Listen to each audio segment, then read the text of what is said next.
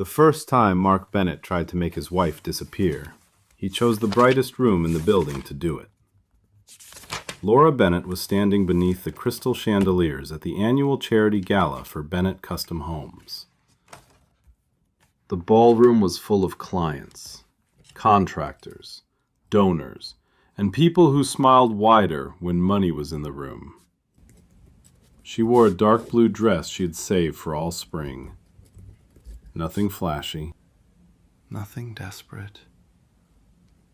Just simple, graceful, and a little more expensive than she normally allowed herself. For one quiet moment, she thought the night was about what they had built together. Then Mark lifted his glass. He stood near the front of the room, polished and confident, wearing the kind of smile men wear when they think no one can touch them. He thanked the donors. He thanked the city. He thanked his team. Then he paused, looked past his wife, and said he wanted to honor the woman who helped me build my new future. Laura felt the air change before she understood why. Mark was not looking at her. He was looking at Vanessa Reed. Vanessa stood beside the stage like she belonged there. Her shoulders were back. Her smile was soft and practiced. Around her neck was a necklace Laura had seen before. Not in a jewelry box, not on a birthday receipt, but buried inside a credit card statement Mark had dismissed as a client expense. The room applauded.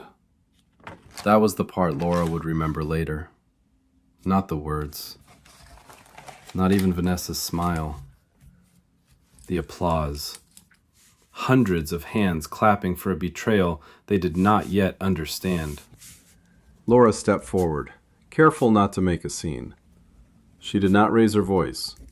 She only moved close enough to ask Mark what he thought he was doing. Mark did not answer. He gave a small nod towards security.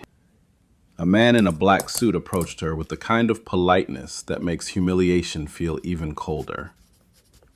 "Mrs. Bennett," he said quietly. "Mr. Bennett asked us to escort you outside." For a second, the whole room seemed to narrow. The music kept playing.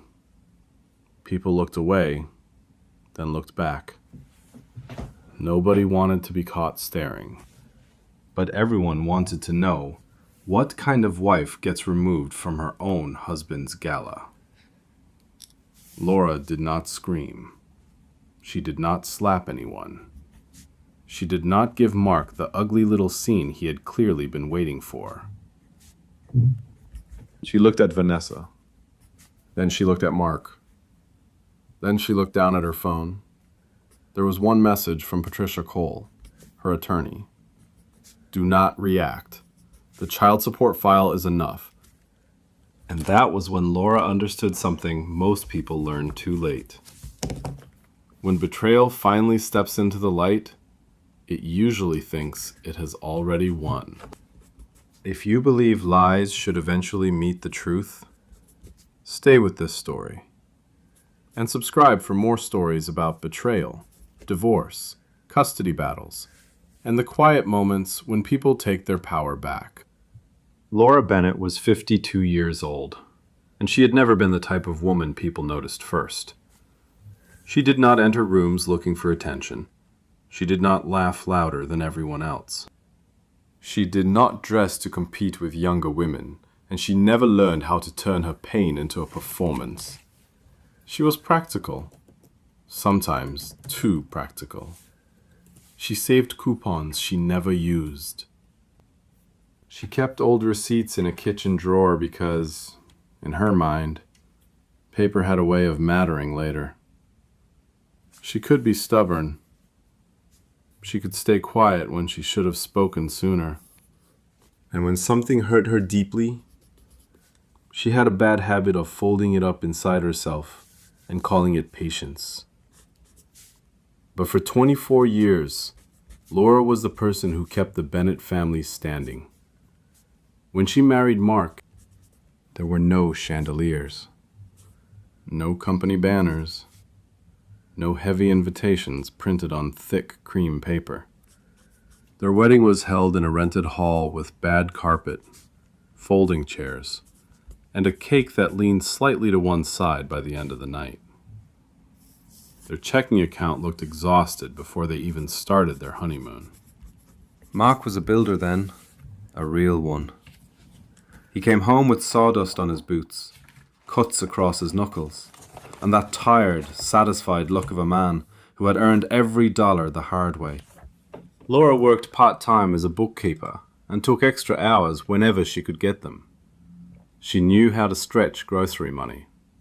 She knew which bills could wait 3 days and which ones could not. When Noah was born, everything changed, and nothing changed. There was more love in the house, but less sleep. More bills, but less room to complain. Laura stepped back from full-time work, not because her dreams disappeared, but because someone had to hold the center while Mark chased bigger contracts. So she did what so many wives do. She adjusted. She balanced invoices at the kitchen table while Noah slept in a bassinet nearby. She answered calls from suppliers while stirring pasta. She organized receipts, chased late payments, and reminded Mark when insurance forms were due. Bennett Custom Homes may have had Mark's name on the sign, but in those early years, Laura's fingerprints were all over the foundation. Mark used to say that himself. He would take her hand after a long day and say, "Everything I build has your fingerprints on it." For a long time, she believed him. Those first years were not romantic in the way people imagine romance. They were not vacations and champagne. They were minimum payments on credit cards. They were patching the roof instead of replacing it. They were cheap dinners, eaten in silence because both of them were too tired to pretend the day had been easy. But there was honesty in it, at least. Laura thought there was. Then Bennett Custom Homes began to grow. Slowly at first, then all at once. Mark hired crews. He landed better contracts. Men who used to ignore his calls started inviting him to lunches. Clients who once asked for discounts now asked how soon he could start. Laura was proud of him. Truly proud. She had seen him come home beaten down from bad jobs and unpaid invoices. She knew what the growth had cost. But success has a strange way of showing people who they were already becoming. Mark started dressing differently. Better suits, new watch, shoes that looked too clean for a man who used to walk job sites. He went to conferences alone. He came home with new phrases, new contacts, and a new tone in his voice.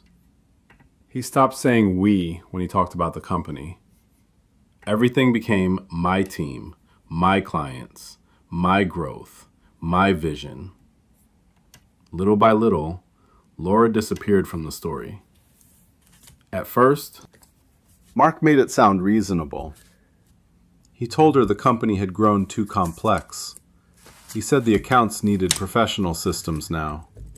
He said she had done enough and deserved not to worry about the business anymore. He called it protection. But protection does not usually come with locked files. Protection does not make a wife feel like a stranger to the life she helped build. Laura felt herself being moved to the edge of her own marriage. Not all at once. That would have been easier to see. It happened slowly, politely, in the language of business growth and stress and busy schedules.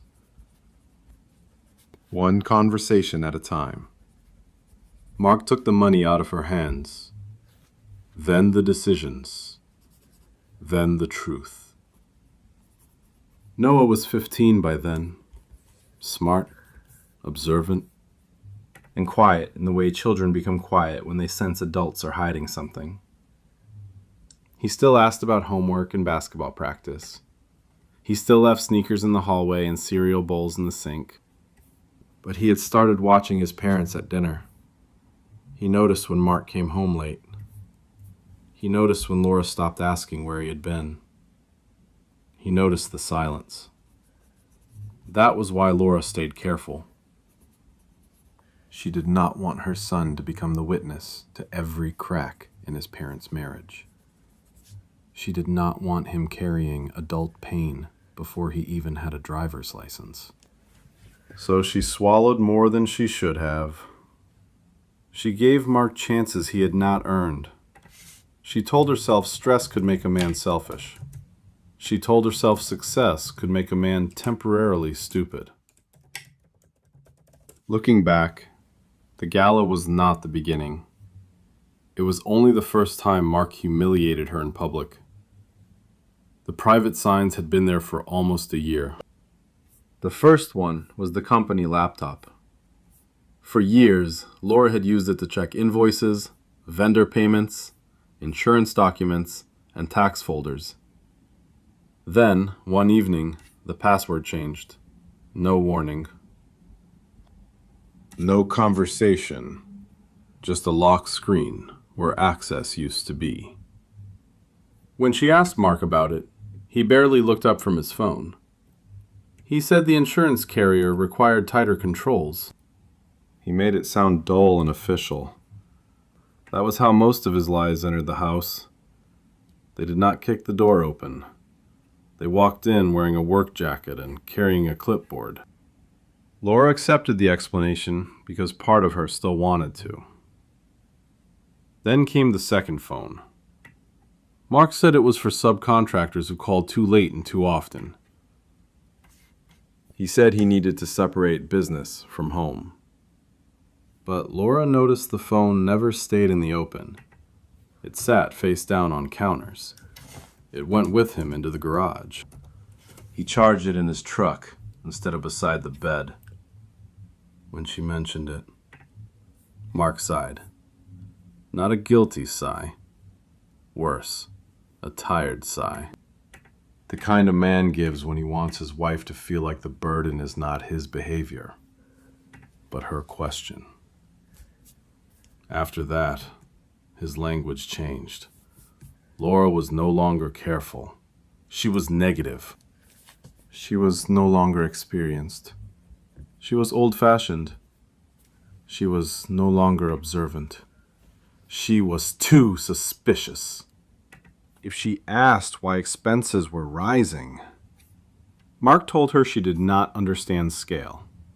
If she asked why he was traveling again, he said successful people did not sit at home counting mileage. If she asked why Vanessa Reed was suddenly at every dinner, every client event, every charity meeting, and every conversation about the company's future, Mark gave her that polished, patient smile and said Vanessa understood how fast things were moving. That sentence stayed with Laura, not because it was clever, because it was cruel. Vanessa understood how fast the company was moving. As if Laura had not sat at the kitchen table with overdue invoices and a sleeping baby. As if she had not helped keep the business breathing when there was no Vanessa, no gala, no donors, no luxury watches, and no one clapping for Mark Bennett. The charges came next. At first, they were small enough to explain away. Then they became harder to ignore. A monthly rent payment listed as temporary project housing. A weekend flight with 2 passengers when Mark said he was traveling alone. Restaurant bills from nights he claimed he was meeting suppliers. Daycare charges that made no sense at all because Noah was 15 and had not needed daycare in more than a decade. Then Laura saw a transfer connected to a name she did not recognize. Bennett Advisory Holdings. Mark had never mentioned it. Not once. When she asked, he did what guilty people do when they are good at sounding offended. He turned the question back on her. He said she was afraid of getting older.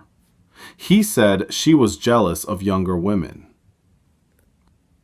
He said she was looking for betrayal because she had lost confidence in herself. That was the cruelest part of all. He did not just hide things from her. He made her feel ashamed for noticing.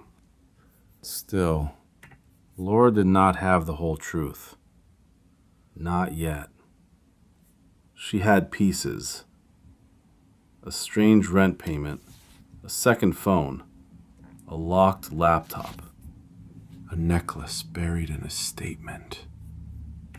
A new LLC with her husband's name moving around it like a shadow. A younger woman who stood too close. A husband who always had an answer and always gave it too quickly. She did not know Vanessa had a child with Mark. She did not know Mark had already calculated child support. And she did not know Noah, her own son, had already been written into a financial strategy like a number in a spreadsheet. Then one Thursday night, while Mark was supposedly at a contractor dinner, one file appeared on the family printer. And the title on the first page made Laura's hands go cold. Noah had gone to bed early that night. He had a history test the next morning, and Laura remembered standing in the hallway outside his room for a few seconds, listening to the soft quiet of the house. There are certain kinds of silence that feel peaceful when a family is whole. The refrigerator humming, a car passing somewhere outside, a floorboard settling after everyone has stopped moving. That silence used to make Laura feel safe. Lately, it only reminded her how many things were happening in her own home that she no longer understood. A little after 10, the printer in the home office started running. At first, Laura barely paid attention. She thought maybe Noah had sent a worksheet by mistake, or maybe one of Mark's estimates had come through from the business cloud. Years earlier, when Laura still helped with invoices, Mark had connected the family printer to his work files. Back then, it made sense.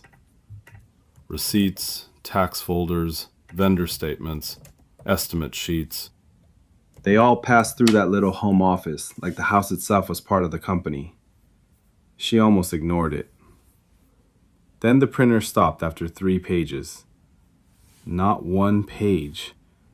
Not a school form. Not a receipt. 3 pages. Laura walked into the office and picked them up. The first words at the top of the page were clean, plain, and cold. Child support projection. Confidential. For a few seconds, her mind tried to protect her.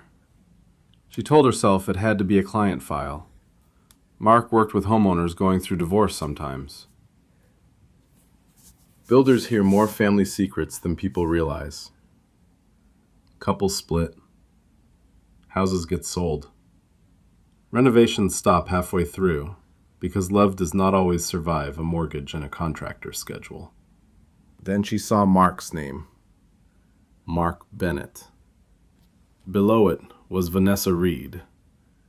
And under Vanessa's name was the name of a child Laura had never heard spoken in her own house. Caleb.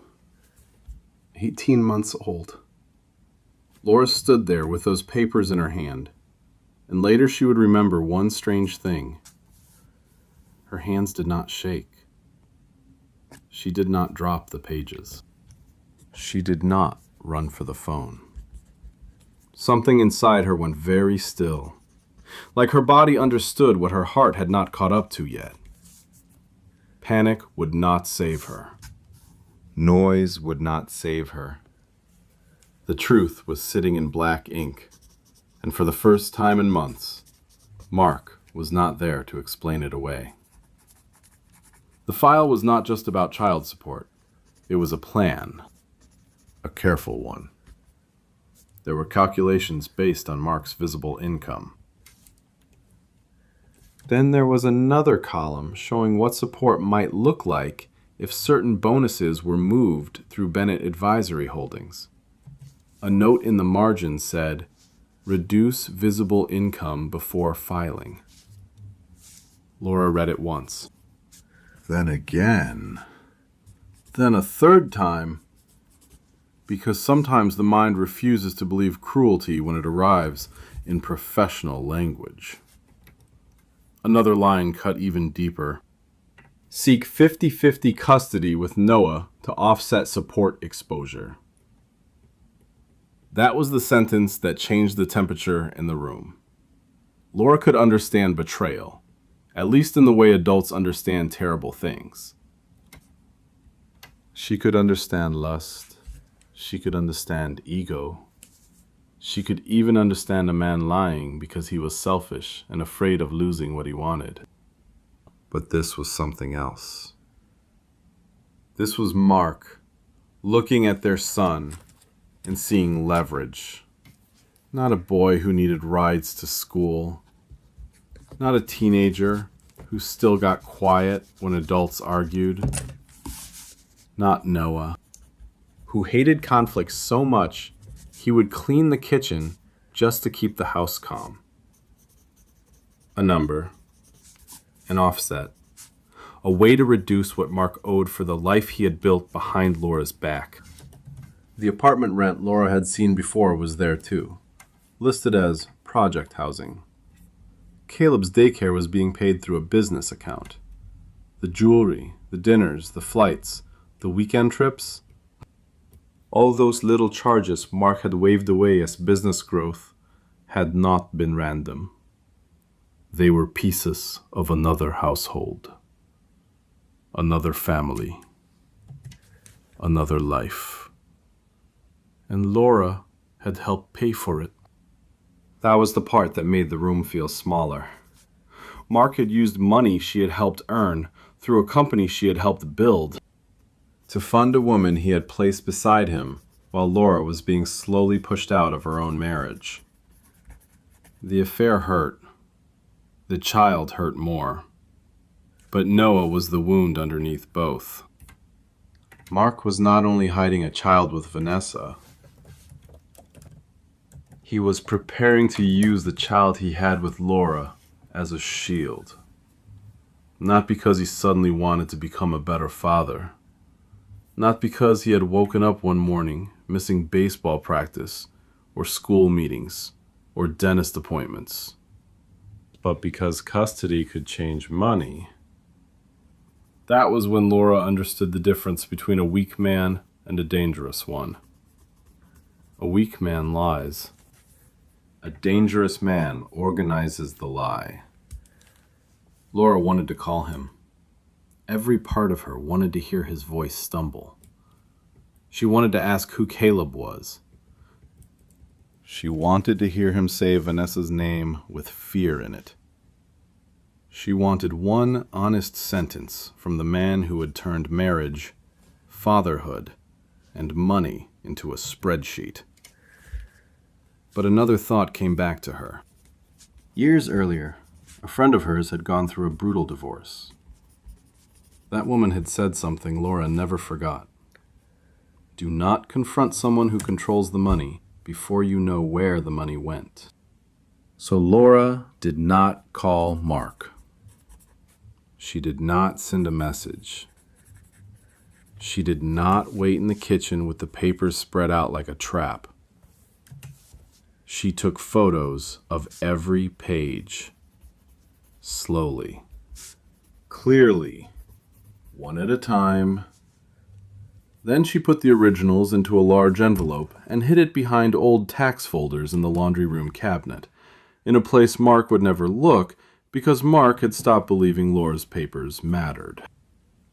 After that, she sat at the kitchen table until after midnight. The house was quiet again, But it was not the same quiet. This time, the silence had a shape. The next morning, before Mark came downstairs, Laura called Patricia Cole. Patricia did not look like a woman who sold revenge for an hourly rate. She was 59, neat, sharp-eyed, and calm in a way that made emotional people either trust her or fear her. Her office did not have dramatic slogans on the wall. No promises about making men pay. No framed quotes about winning at all costs. Just file cabinets, a conference table, and a yellow legal pad. Laura sat across from her with the envelope in both hands. She had barely slept, but she was no longer crying. Her eyes were dry. Not because the pain had passed, but because it had settled into something harder, something colder, something that could stand upright. Patricia read the pages once. Then she read them again. She did not gasp.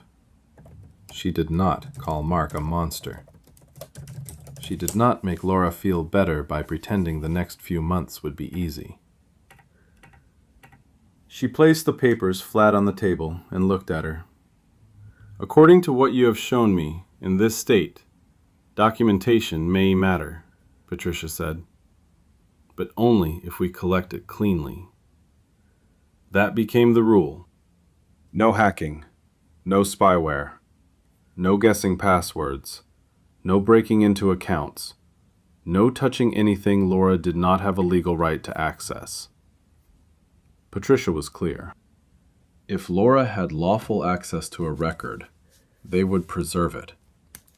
If it came through a joint account, a shared business email, tax records, mortgage paperwork, school records, medical logs, or calendars she maintained, they could review it. If it was private and locked away from her, they would leave it alone. Anger can ruin a case faster than a dishonest husband, Patricia told her. Laura remembered that. She went home and began the quietest work of her life. During the day, she made coffee. She asked Noah about school. She folded laundry. She bought groceries. She answered Mark in the same level voice he had mistaken for weakness for years. At night, she built a timeline. She started with the joint bank accounts. The first pattern was Vanessa.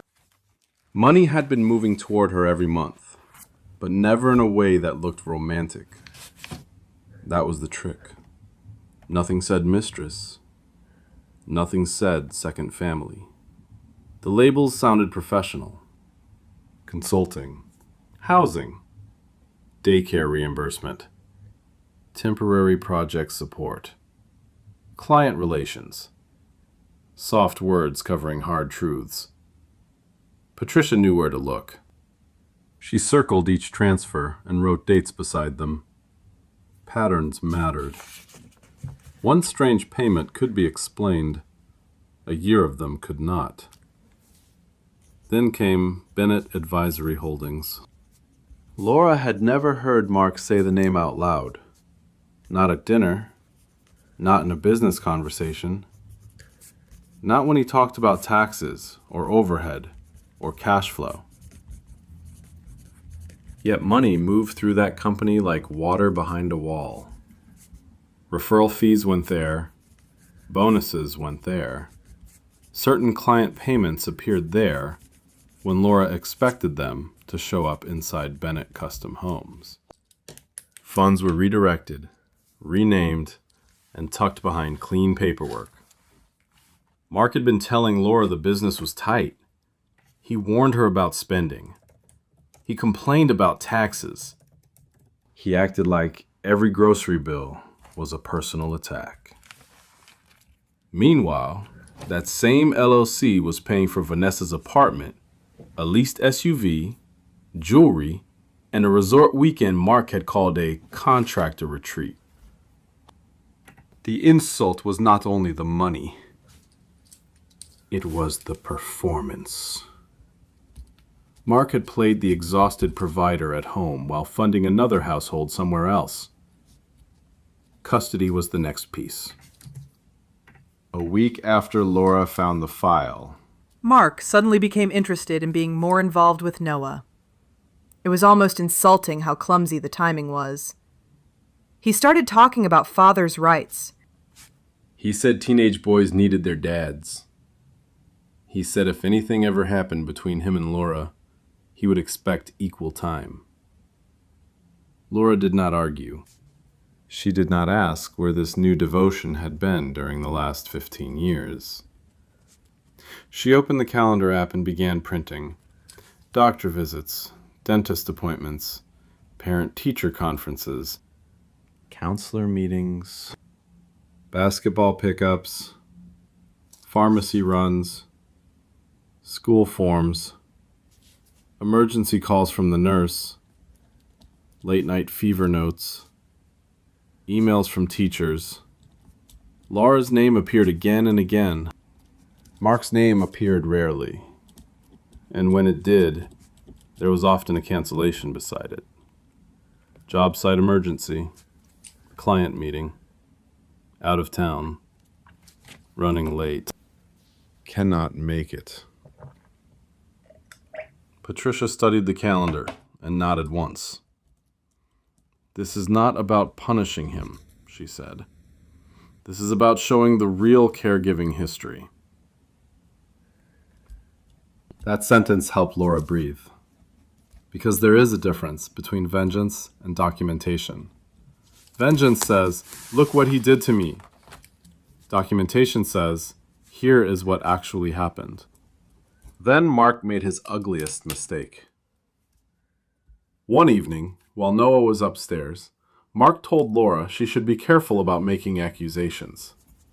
His tone was casual, almost lazy, but the threat underneath it was not hard to hear. He said divorce could get messy. He said judges heard all kinds of things. Then he looked at her with a small smile and said, "You never know. Maybe we should make sure Noah is really mine." Laura felt that one land. There are insults that hit the ear, and there are insults that go straight through the years you gave someone. Mark knew Noah was his son. Laura knew it. That was not the point. The point was fear. The point was shame. The point was to make her defend herself so hard she forgot to question him. But Laura did not give him the reaction he wanted. She only looked at him for a moment and said nothing. When she told Patricia, the lawyer's face changed for the first time. Not much. Just enough. If Noah is Mark's child, do not fear the truth, Patricia said. But ask yourself why a man who threatens one DNA test hides another. That night, Laura went back to the child support file. She read every page again, slower this time. On the last page, in a note she had missed before, she found the line that made the whole picture even uglier. Paternity confirmed, privately. Do not attach unless necessary. Caleb was Mark's son. Mark knew. He had known long enough to calculate support, hide payments, create labels, move money, and plan around the consequences. Yet he was still willing to smear Laura with suspicion just to make her afraid. That was when the last soft part of her hope went quiet. From there, Patricia prepared the first filings. She requested financial disclosure, business tax records, LLC statements, bank records, credit card charges, transfers to Vanessa, the apartment lease, daycare payments, and vehicle documents. She also prepared custody materials based on Noah's actual life, not the version Mark suddenly wanted to perform. At home, Mark kept acting. He called Laura paranoid. He told her she would not survive without him. He said a judge would see how unstable she had become. He said she was turning bitter because she knew he had outgrown the life they built. Laura wrote it all down. Date, time, place. Exact words when she could remember them. She no longer treated his cruelty like something she had to absorb. She treated it like evidence. The gala was 1 week away when Patricia gave her final instruction. If he humiliates you there, she said, do not give him the scene he wants. Let him believe he is winning. So when Mark stood under the chandelier at that gala and tried to erase Laura in front of everyone, she already knew something he did not. The next room they would stand in together would not have music. It would not have champagne. It would not have applause. It would have a judge